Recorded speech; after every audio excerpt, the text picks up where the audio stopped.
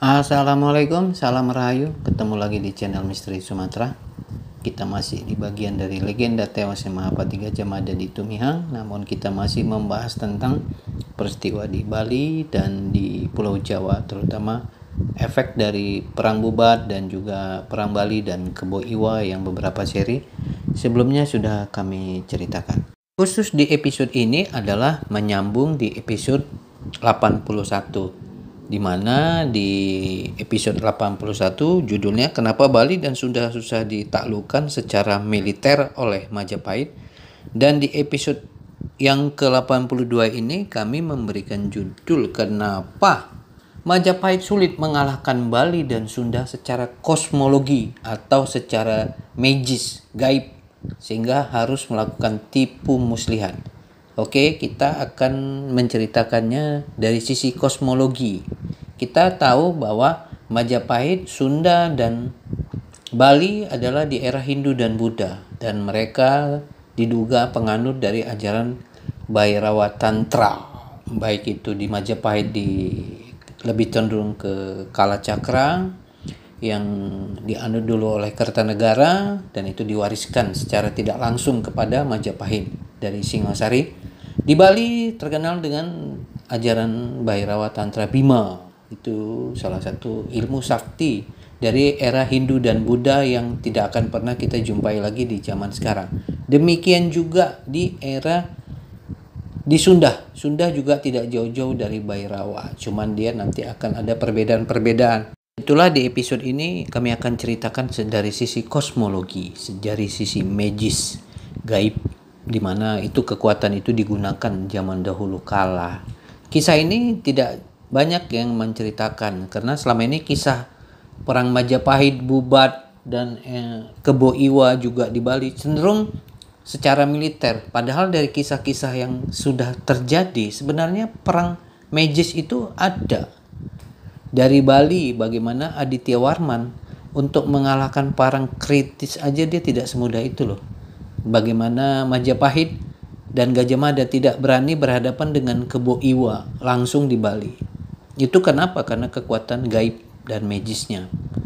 Nah, di sini kami menceritakan bahwa sebenarnya Gajah Mada itu tidak sesakti yang dibanyak orang. Hanya terlalu diekspos.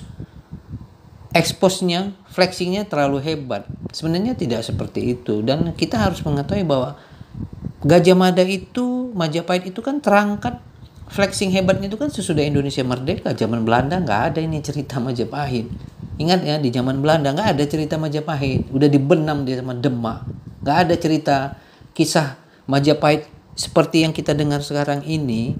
Flexingnya luar biasa itu nggak ada di zaman Belanda ya teman-teman ya. Itu sesudah Indonesia merdeka aja untuk menggaungkan persatuan saja. Itu aja yang sering akhirnya digaung-gaungkan. Namun dengan kecanggihan teknologi sekarang, informasi yang begitu bebas yang bisa dibuka oleh semuanya akhirnya terbuka. Untuk itulah di episode ini kita akan cerita dari sisi kosmologi. Oke bro, kita mulai ya bro. Di episode ini kami akan ceritakan secara kosmologinya dipisah ya, Bali dan Sunda. Yang pertama, Bali dari sisi kosmologi atau gaib. Bali, negeri para dewata yang tak tembus pedang. Pertama, kosmologi gaib. Itu artinya magisnya Bali.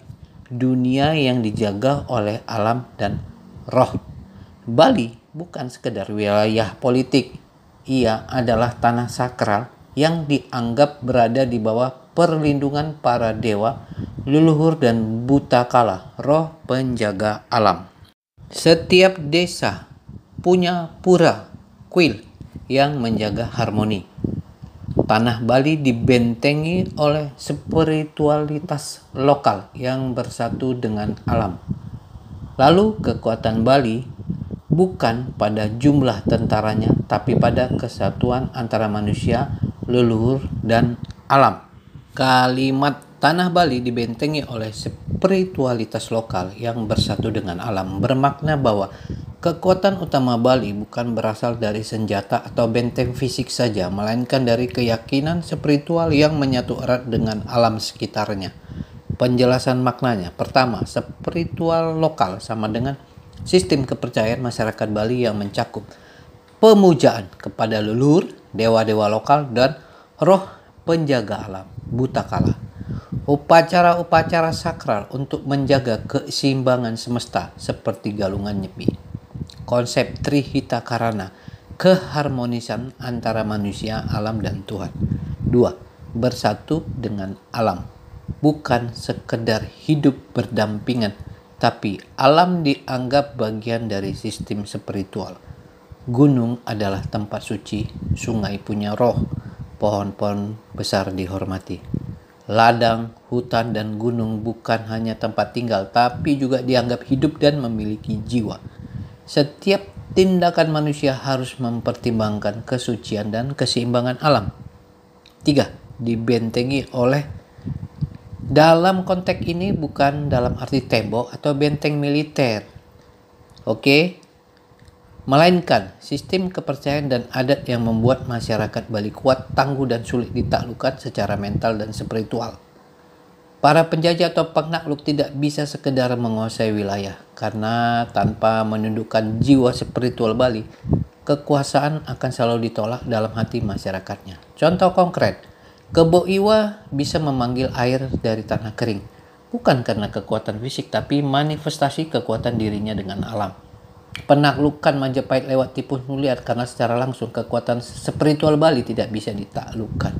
Jadi, intinya, tanah Bali tidak bisa ditaklukkan hanya dengan pedang, karena ia dijaga oleh jiwa kolektif masyarakatnya yang percaya bahwa mereka hidup bersama dan dilindungi oleh alam dan roh-roh sakral. Ini yang disebut dibentengi oleh spiritualitas lokal yang bersatu dengan alam. Kalau di Sumatera dibilang ini seperti dilindungi oleh kawasan Bunian atau orang-orang Bunian, seperti itulah polanya ini. 2. Kebo Iwa, tokoh sakti, wakil dharma. Kebo Iwa bukan sekedar panglima, ia adalah penjelmaan kekuatan bumi, mampu menggali air dari tanah, memindahkan batu raksasa, dan menjaga gunung-gunung. Dalam narasi rakyat, ia adalah penjaga keseimbangan. Menyerangnya berarti mengganggu harmoni semesta. Gajah Mada tahu, menghadapi Kebo Iwa sama aja melawan kekuatan spiritual yang tak bisa ditaklukkan dengan pedang. Oke bro, Gajah Mada tahu menghadapi Kebo Iwa sama dengan berlawan kekuatan spiritual yang tak bisa ditaklukkan dengan pedang, jika itu dilakukan di Bali. 3. Kenapa gagal secara kosmologis? Karena dalam kosmologi Bali, yang menyerang Dharma akan dikutuk oleh Dharma itu sendiri. Majapahit tahu bahwa penaklukan paksa hanya akan mengundang kutukan semesta, maka jalur tipu daya dipilih. Undang Kebo Iwa, jebak lalu bunuh, tapi karmanya terus hidup dalam ingatan rakyat Bali hingga sekarang. 500 tahun berlalu, tapi karma itu masih berjalan. Oke, kita sekarang memasuki Sunda bagian kedua. Sunda, gunung yang dijaga Dharma leluhur. Kisah Sunda secara kosmologi sangat jarang diceritakan, teman-teman. Karena ini sebenarnya kekuatan-kekuatan kosmologi yang tidak mau terlalu diekspos oleh pihak-pihak yang terlalu mengagung-agungkan Majapahit, sehingga terkesan Sunda kisah-kisahnya biasa-biasa saja. Padahal kenapa Majapahit tidak pernah menyerang langsung dan tidak akan berani? Ya karena dia tidak akan sanggup. Itulah kenapa dijebak. Itulah kasus perang Bubat. Itu pun tidak mudah mengalahkannya. Sekalipun Raja Sunda dan pasukannya sudah ada di tanah Majapahit, perang Bubat itu tidak gampang ditaklukkan oleh Gajah Mada dan pasukan Majapahit. Lanjut bro. Pertama, kosmologi Sunda, tanah para resi dan raja leluhur.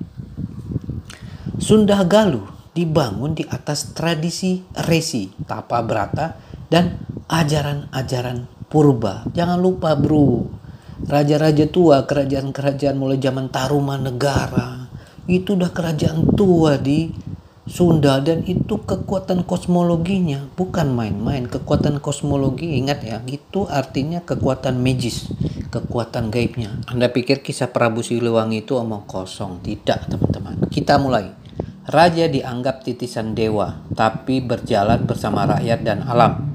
Tanahnya dilindungi oleh pegunungan sakral, hutan dan sungai-sungai yang dihormati. Kerajaan Sunda punya jati diri kosmologis, bukan untuk ekspansi tapi untuk menjaga keharmonisan tanah Pasundan. Oke bro, di sini kami akan ulang. Kerajaan Sunda punya jati diri kosmologi, bukan untuk ekspansi tapi untuk menjaga keharmonisan tanah Pasundan. Artinya begini teman-teman, bukan untuk ekspansi. Kekuatan kosmologinya, kekuatan gaibnya. Ekspansi itu artinya dia tidak akan mau menyerang tetangganya, melakukan ekspansi. Jadi kekuatan kosmologi gaib yang melindungi di kerajaan Sunda itu lebih cenderung untuk menjaga keharmonisan tanah Pasundan, artinya dia tidak akan mau menyerang. Dia lebih menjaga, tapi kalau dia diserang, dia baru melawan. Itu kosmologinya, kekuatan gaibnya. Makanya kerajaan-kerajaan di Sunda itu tidak mau dia menyerang negara-negara lain atau kerajaan, dia tenang aja. Tapi kalau diganggu baru. Itu ya maksudnya. 2. Perlawanan kosmologi terhadap penaklukan. Nah, di sini kita jelaskan. Majapahit membawa agenda politik penyatuan Nusantara. Sunda menolak. Karena penyatuan yang dibangun di atas kekuasaan dan dominasi melanggar nilai dharma lokal mereka. Puncaknya perang bubat. Sunda datang dengan niat pernikahan suci, ikatan dharma, tapi dijebak dan diperangi. Raja Sunda tewas, dia Pitaloka bunuh diri. Ini adalah penghinaan besar terhadap kosmologi kehormatan Sunda. 3. Kenapa gagal secara kosmologi? Karena Majapahit berusaha menundukkan Sunda bukan dengan cinta atau kesetaraan, tapi dengan siasat dominasi. Kisah perang bubat dengan tipu musilat itu sudah tersebar di dunia teknologi. Di mana aja ini sudah bukan cerita omong kosong. Percuma ditutup-tutupi. Jadi ini hanya menjelaskan saja. Bubat adalah pelanggaran terhadap ikatan dharma antara dua keluarga raja. Dalam tradisi Sunda, hal ini melahirkan kutukan spiritual dan trauma turun-temurun. Kesimpulan, mengapa harus tipu muslihat?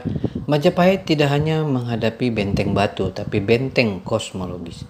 Di Bali, kesatuan antara rakyat dan kekuatan roh penjaga tanah. Di Sunda, kekuatan leluhur, kehormatan, dan tradisi dharma. Gajah Mada sadar, menyerang langsung berarti melawan sesuatu yang tak bisa dilukai dengan pedang dan senjata. Dan justru bisa berbalik menjadi kutukan sejarah. Maka jalan yang dipilih tipu daya, bukan konfrontasi. Tapi tipu daya itu pula yang akhirnya menanam karma kejatuhan Majapahit.